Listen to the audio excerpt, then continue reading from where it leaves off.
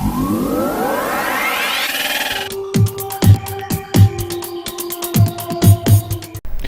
Friends and welcome to RSL tutor HTML5 एंड CSS3 के एक और ट्यूटोरियल में आपको वेलकम करता हूं। आज के इस ट्यूटोरियल में हम लोग डिस्कशन करने वाले हैं कि हम लोग किस तरीके से एक वेब पेज बना सकते हैं या एक लेआउट रेडी करेंगे जो कि आप प्रोफेशनल वे में जो वेबसाइट्स चेक करते हैं उनके जो लेआउट्स क्रिएट हुए हुए होते हैं उन लेआउट को किस तरीके से आप क्रिएट कर सकते हैं। जैसे कि अगर मैं आपको बताऊं कि हमारे पास एक वेब पेज के अंदर एक सिंपल एक हेडर होता है, ठीक है, उसी में जो है आपके पास सेक्शन होता है, असाइड होता है और फिर उसी के नीचे जो है आपके पास एक फुटर होता है, ठीक है। तो अब इसी लेआउट को जो है हम बाय यूजिंग HTML और CSS जो है हम लोग काम करेंगे और इसको क्रिएट करने की कोशिश करेंगे कि किस तरीके से हम लोग जो है इस लेआउट को रेडी कर सकते हैं by using HTML and CSS। तो चलते हैं डायरेक्ट अपने IDE की तरफ। ड्रीमवीवर के अंदर एक नया पेज क्रिएट करेंगे और इसे हम लेक्चर नंबर 37 के अंदर जो है वो सेव कर देंगे।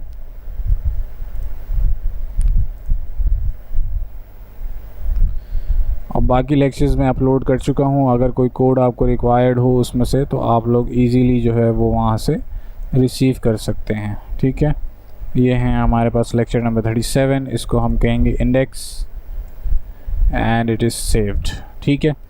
अब सिंपल हम क्या करेंगे, सबसे पहले हमारे पास क्या चीज़ है, बॉडी बनी हुई है, हम एक डिव लेंगे और इसको हम लोग नाम देंगे मेन का, ठीक है। ये मेन डिव है हमारे पास। और इसके बाद हम लोग क्या करेंगे, सबसे पहले एक हेडर बनाएंगे, ठीक है, हेडर का टैग बनाएंगे।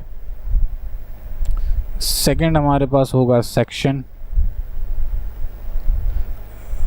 थर्ड हमारे पास होगा असाइड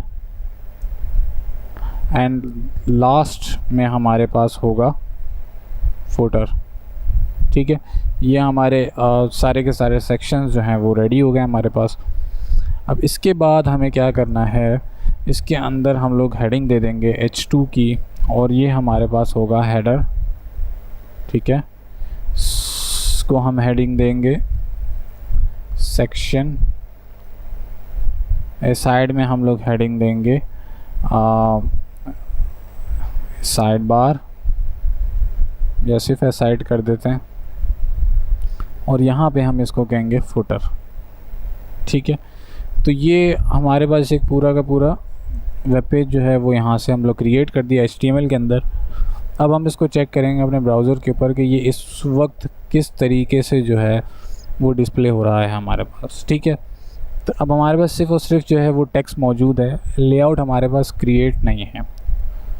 सबसे पहला काम हम लोग जो करने वाले हैं वो हम ये करेंगे कि हम यहाँ पे एक नई CSS की फ़ाइल बनाएंगे, उसको हम सेव करेंगे लेक्चर नंबर 37 के अंदर, स्टाइल शीट, और यहाँ पे हम इसको एम्बेड कर देंगे लिंक के नाम से। स्टाइल शीट रेफरेंस इस्तेमाल करेंगे और स्टाइल शीट का लिंक हम प्रोवाइड करके इसको यहाँ से सेव करेंगे, रिफ़्रेश करेंगे, हमारे पास स्टाइल शीट एम्बेड हो गई। अब इसके बाद हम क्या करेंगे, सबसे पहले हम अपने बॉडी को एक कलर डिफ़ाइन करेंगे, बैकग्राउंड, ठीक है। बैकग्राउंड कलर हम एक लाइट सा कलर इस्तेमाल करेंगे, रिफ़्रेश करके चेक करेंगे, ठीक है। अब उसके बाद हमारे पास एक मेन डिव थी जिसको हम लोगों ने मेन के नाम से इस्तेमाल किया था, इसको हम लोग कलर देंगे बैकग्राउंड का,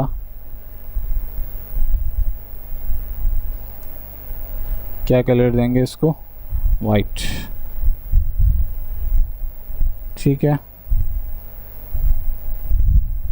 ये हमारे पास मेन डिव हो गई, ठीक है। अब मेन डिव के बाद हम लोग क्या करेंगे, इसको सेंट्रलाइज करेंगे, जैसे कि मैं आपको पहले सिखाता आया हूँ। हम लोग इसको एक बॉर्डर असाइन करेंगे, बॉर्डर 2px सॉलिड ब्लैक, ये हो गया हमारे पास। रिफ़्रेश करके चेक करेंगे, बॉर्डर असाइन हो गया।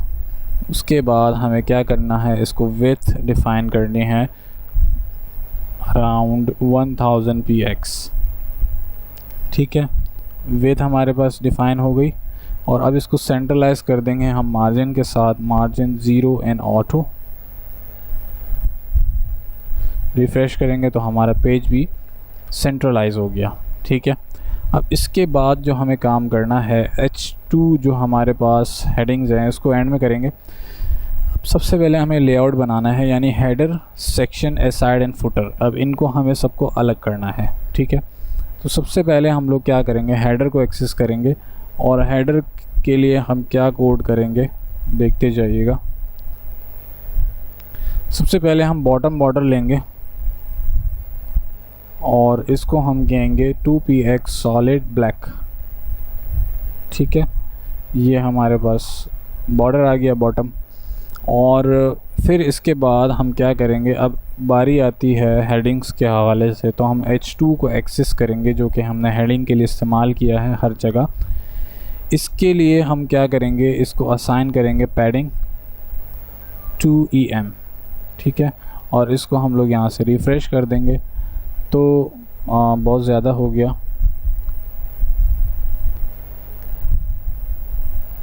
इसको 1em कर देते हैं सिर्फ, रीलोड, और ये अब सेट हो गया। ठीक है, हमारे पास हेडर जो है वो यहाँ पर क्रिएट हो चुका है इस वक्त। अब बारी आती है सेक्शन के हवाले से। तो हमारे पास टोटल जो साइज़ है इस वक्त वेब पेज का, वो आप यहाँ देख रहे होंगे कि ये हमने असाइन किया है इसको 1000 px के बराबर। तो अब हमें करना क्या है, हमें एसाइड के लिए यहाँ पर एक सेक्शन चाहिए जो कि सिर्फ़ और सिर्फ एसाइड के ऊपर फ्लोट करता हो। तो हम क्या करेंगे, अपने सेक्शन को जो है वो सबसे पहले जो है वो विड्थ डिफ़ाइन करेंगे और फिर इस सेक्शन को फ्लोट कर देंगे हम लोग लेफ़्ट हैंड साइड पे। तो हमारा जो एसाइड है वो ऑटोमेटिकली कहाँ पर आ जाएगा, अपने राइट हैंड साइड के ऊपर। ठीक है, तो सबसे पहले हम सेक्शन को जो है वो विड्थ डिफ़ाइन करेंगे अराउंड 750 px की। तो सबसे पहले हम चलेंगे सेक्शन को एक्सेस करेंगे। ठीक है, और इस सेक्शन को हम क्या करेंगे, विड्थ असाइन करेंगे 750 px। ठीक है, और बॉर्डर राइट हैंड साइड पे हम इसको देंगे 2px सॉलिड ब्लैक। तो ये बॉर्डर भी असाइन हो गया और हमारे पास एक प्रॉपर साइज़ भी आ गया। ठीक है, अब इसके बाद हमें क्या करना है,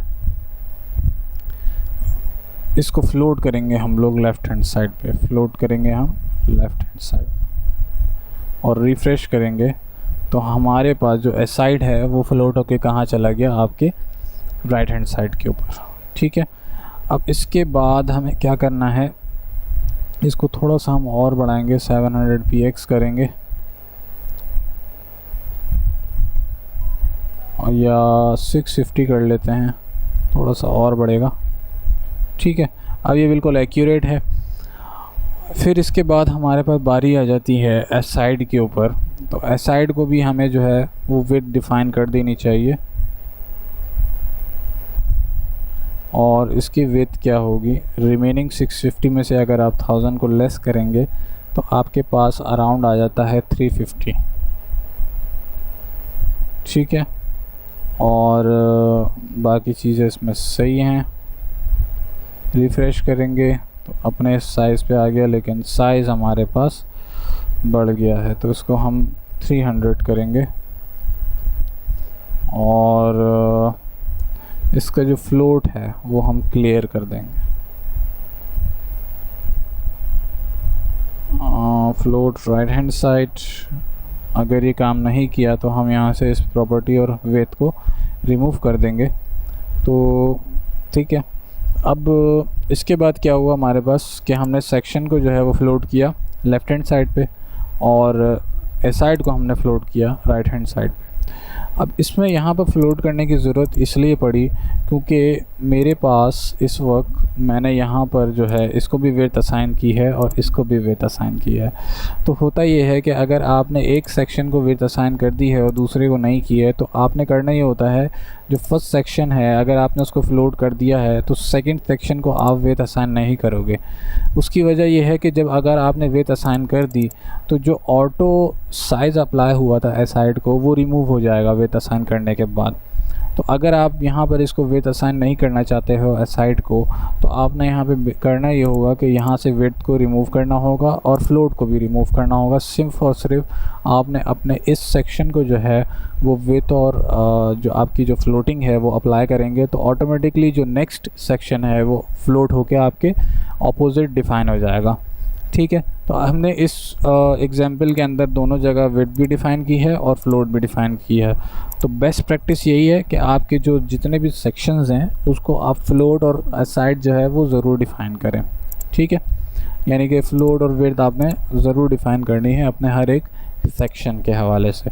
तो अब ये हमारे पास सेक्शन जो है वो फ्लोट हो चुका है। अब हमें करना क्या है कि इन दोनों को हाइट असाइन करनी है ताकि एक वेब पेज का व्यू आ जाए ना। तो 500 px, ठीक है, चेक करते हैं कैसा आ रहा है। बहुत ज़्यादा हो गया, 300 कर लेते हैं।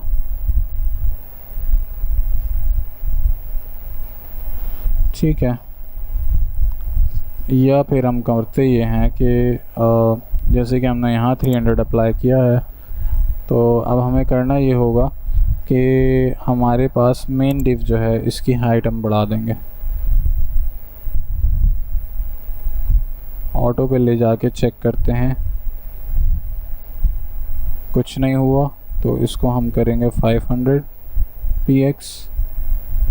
अब रिफ़्रेश करेंगे तो ये बिल्कुल एक्यूरेट हो गया इस वक्त। ठीक है, लास्ट में हमारे पास जो चीज़ है वो क्या है, फुटर। फुटर को जब हम एक्सेस करते हैं तो उसके अंदर भी हमें यही करना पड़ेगा कि border top 2px solid black, इसको रिफ़्रेश करेंगे। अच्छा, अब यहाँ पर एक इशू हमारे पास आ रहा है, वो ये है साइड का। तो इसको हम थोड़ा सा कम करेंगे ताकि हमें पता लगे कि ये जो है वो फ्लोट हो चुका है। ठीक है, अब फुटर भी जो है वो फ्लोट हो रहा है नेक्स्ट हैंड साइड पे। तो हमें करना क्या होगा, अपने फुटर को एक क्लियर नाम की एक प्रॉपर्टी है वो हमें अप्लाई करनी पड़ेगी ताकि इसके ऊपर से भी फ्लोटिंग इफ़ेक्ट जो है वो ख़त्म हो जाए। ठीक है, जैसे ही आप क्लियर अप्लाई करोगे तो अब एक चीज़ मैं आपको यहाँ बताऊँ कि हमने यहाँ पर सेक्शन पे भी फ्लोटिंग अप्लाई की है, साइड के ऊपर भी फ्लोटिंग अप्लाई की है, लेकिन फुटर के ऊपर भी फ्लोटिंग अप्लाई हो रही थी। तो और इसके बाद होता ये है कि आपके पास जितने भी सेक्शंस आप फ्लोट के अप्लाई कर रहे हो, तो उसके बाद आने वाले जितने भी सेक्शंस हैं, जैसे कि साइड है, फुटर है, ये सारे सेक्शंस किसके बाद आ रहे हैं, सेक्शन के बाद। तो इसके बाद आने वाले जितने भी सेक्शंस हैं उन सब के ऊपर फ्लोटिंग अप्लाई हो जाएगी। तो आपने जहाँ से फ्लोटिंग को रिमूव करना है, जैसे मुझे फुटर से रिमूव करना था फ्लोटिंग को, तो वहाँ पे आपको CSS के अंदर एक प्रॉपर्टी यूज़ करनी पड़ती है जो कि कहलाती है क्लियर बोथ के नाम से।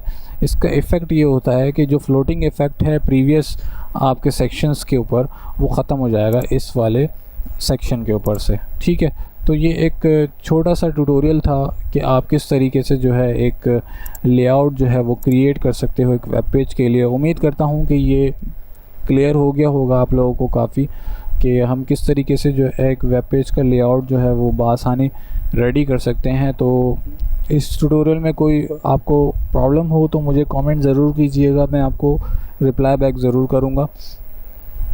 एक और चीज़ कि वीडियो को लाइक करना मत भूलिएगा, चैनल को सब्सक्राइब करना मत भूलिएगा, फ्रेंड्स के साथ शेयर करना मत भूलिएगा। तो फिर मिलते हैं नेक्स्ट लेक्चर के अंदर जहाँ पे हम लोग क्या करेंगे, 2 कॉलम के हिसाब से एक वेब पेज जो है हम लोगों ने जैसे प्रीवियस क्रिएट करते आ रहे हैं उसी में से एक वेब पेज ले लेंगे या एक नई एग्जांपल क्रिएट कर लेंगे जिसके अंदर हम लोग पूरा एक वेब पेज बनाएंगे जिसके अंदर ये फ्लोटिंग वाला जो हमारा ट्यूटोरियल है ये और मज़ीद डीपली कवर करेंगे ताकि हमारे पास एक अच्छा सा वेब पेज का लेआउट जो है वो एक क्रिएट हो जाएगा। तो मिलते हैं नेक्स्ट लेक्चर में, तब तक के लिए अल्लाह हाफ़िज़।